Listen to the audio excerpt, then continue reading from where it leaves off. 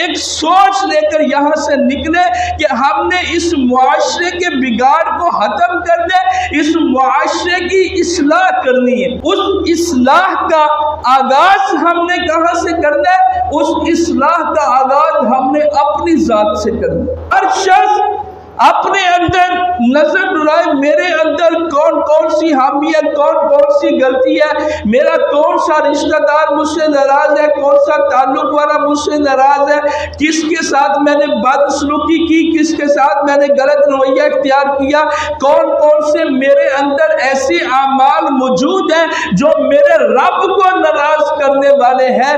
بندہ اپنے اندر جانکے اور اپنے سے بندہ اصلاح کرنا شروع کرے۔ ہر فرد اگر اپنی اصلاح کرنا شروع کر دے تو ہمارے معاشرے کا بگاڑ خود بخود ختم ہو جائے گا۔ تو اس لیے اپنی اصلاح کا ذہن بنانے کی آج اشد ضرورت ہے۔